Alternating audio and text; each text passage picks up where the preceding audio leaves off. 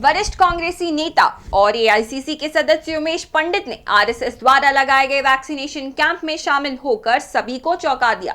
इस मौके पर उमेश पंडित ने कहा कि जो सम्मान से बुलाए वहां जाने में कोई बुराई नहीं है।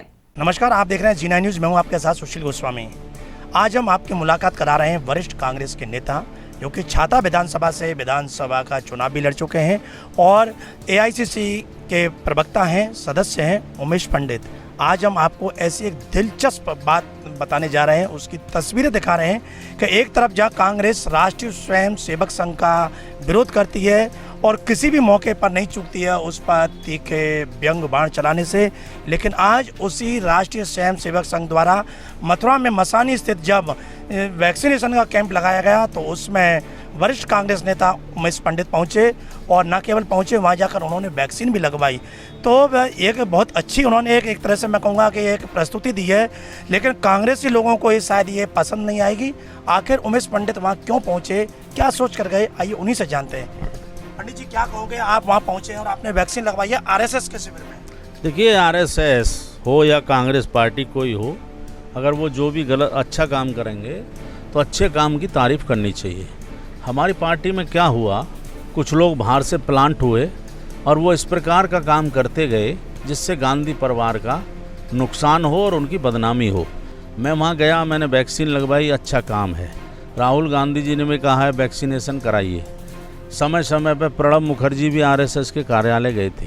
कोई व्यक्ति अगर सम्मान देता है और बुलाता है, आपका सम्मान करता है तो वहाँ जाना चाहिए। आरएसएस भी भारत का हिस्सा है और आरएसएस ने कुछ लोग, ठीक है विवाद है, लेकिन ये भी ज़रूरी है कि उन्होंने देश के लिए और राष्ट्र निर्माण में बहुत कुछ किया है। ऐसे तो हर संगठन में बुरे और अच्छे लोग हैं, कांग्रेस में भी अच्छे बुरे लोग हैं, ऐसा नहीं है। लेकिन पंडित जी, आपकी पार्टी के लोग आरएसएस पर उंगली उठाते हैं और आप उसको पूरी तरह से क्लीन चिट दे रहे हैं और बल्कि अच्छा संगठन बता रहे हैं, ये विरोधाभास कैसे है? नहीं, विरोधाभास नहीं है। कभी भी अगर आरएसएस को अगर बुरा आदमी बताते तो इंदिरा जी से लेके राजीव जी तक, संजय गांधी से लेके सोनिया जी तक कभी भी उन्होंने इस प्रकार का कोई काम नहीं किया। पिछले 8-10 साल में कुछ ऐसे लोग आए हैं जो ये कोशिश करते हैं, कांग्रेस के ऊपर एक धब्बा लगाते हैं कि ये मुस्लिम परस्त पार्टी है, सिर्फ मुसलमानों की बात करती है। तो मैं इस धब्बा को धोने का प्रयास कर रहा हूँ कि आरएसएस भी और जो भी संगठन देश में काम कर रहे हैं, अगर आरएसएस इतनी बुरी थी तो 10 साल आपकी यूपीए की गवर्नमेंट रही है, कांग्रेस पार्टी की सरकार रही है, आपने इसको बंद क्यों नहीं कर दिया? तो फिर आरएसएस बुरी कहाँ से हुई? अच्छा, आप वहाँ जब शिविर में गए हैं, वैक्सीनेशन शिविर में, कैसी व्यवस्थाएं लगी, वहाँ के क्या इंतजाम रहे जो संघ द्वारा किए गए?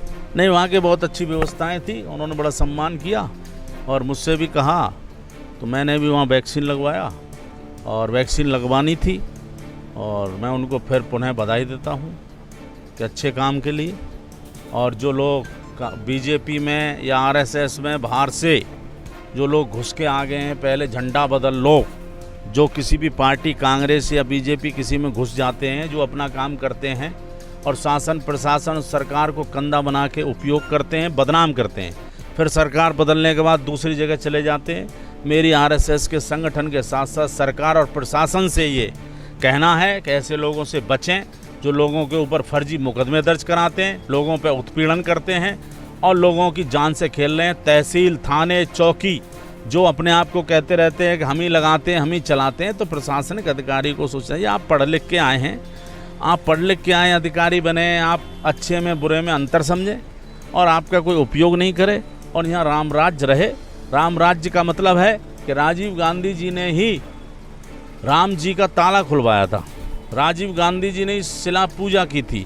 तो कहने का मेरा भाव ये है कि ये तो राजनीति है और कुछ लोग हैं जिसको बदनाम करते नहीं। राम से कभी भी ना कांग्रेस अलग रही है, ना राजीव गांधी अलग रहे हैं, ना इंदिरा गांधी अलग रही है, ना सोनिया गांधी अलग रही हैं। तो ये तो एक ऐसे लोग हैं जो अपने नित स्वार्थ के लिए बदनाम करते रहते हैं। गांधी परिवार ने भी अपने 2 प्रधानमंत्रियों की आहुति दी है इस देश के लिए, ये भी बड़ी बात है। और ये भी लोग हैं जो आज वर्तमान में जो सरकार चल रही है, इन्होंने भी 40 साल दरियां बिछाई हैं। आज अगर उनका शासन है तो उसको भी सहन करना चाहिए, उनको भी शासन करने का अधिकार है। इसलिए मैं कभी भी इन चक्करों में नहीं पड़ता, मैं उन्हें भी बधाई देता हूं, आप अपना शासन करो। लेकिन कुछ लोग जो आपको बदनाम करने का प्रयास कर रहे हैं उनको चिन्हित करो और जेल भेजो, जिससे आपका भी शासन बर्बाद ना हो कांग्रेस की तरह। सुना आपने, उमेश पंडित ने बड़े ही स्पष्ट शब्दों में, जैसे कि इनकी एक शैली भी रही है कि हमेशा बिल्कुल लीग से अलग हटकर ये बात करते हैं। और आज इन्होंने मथुरा में जिस तरह से राष्ट्रीय स्वयं सेवक संघ के वैक्सीनेशन कैंप में जाकर न केवल वहाँ वैक्सीन लगवाई बल्कि उनकी व्यवस्थाओं को सही बताया और इसी के साथ कहा कि वो संघ विरोधी नहीं है, ना उनकी पार्टी संघ विरोधी है। उन्होंने उदाहरण भी दिए, राजीव गांधी की बात करी हो या इंदिरा गांधी की बात करी हो कि और वर्तमान के जो निवर्तमान राष्ट्रपति रहे प्रणब मुखर्जी, उनका भी कहा कि संघ के बुलावे पर वो गए। तो उन्होंने कहा कि यदि सम्मान के साथ कोई उन्हें बुलाता है तो हमारा फर्ज बनता है कि हम वहाँ जाएँ। ऐसे ही संघ ने जब वैक्सीनेशन शिविर में उन्हें बुलाया तो वो वहाँ गए, वैक्सीन लगवाई।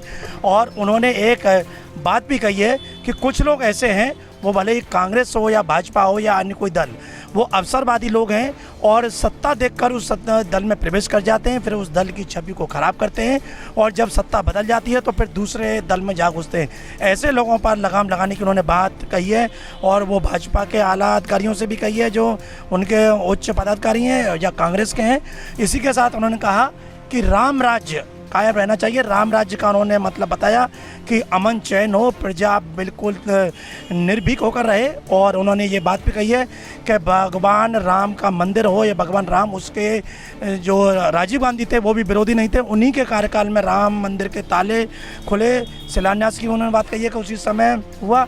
तो एक तरह से उन्होंने अभी एक नई बात जो रखी है, कहीं ना कहीं ये आम जनता के जनमानस पर जरूर जाकर एक छाप छोड़ेगी कि कांग्रेस पार्टी, जिस पर कि एक मुस्लिम पार्टी होने का केवल लेबल लगाया जाता था, जैसा उमेश पंडित कह रहे हैं, ऐसा नहीं है।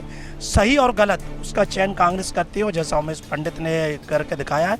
अब देखना यह है कि जो स्थानीय जो राजनीति है और यहाँ के जो समीकरण है, उस पर इनका ये जो उमेश पंडित ने जो नई एक प्रयोग किया है वो कितना प्रभावी रहता है, कितनी छाप छोड़ता है। हालांकि उमेश पंडित एक ऐसे निर्विवाद नेता के रूप में है जो कि पार्टी में रहते हुए भी पार्टी के किसी ऐसे बंधन में नहीं है। जब बात सही कहने की आती है तो वो ऐसे ही निर्भीकता के साथ और स्पष्ट बातता के साथ अपनी बात को रखते हैं। जी9 न्यूज़ के लिए कैमरा पर्सन रिंकू वर्मा के साथ सुशील गोस्वामी, मथुरा।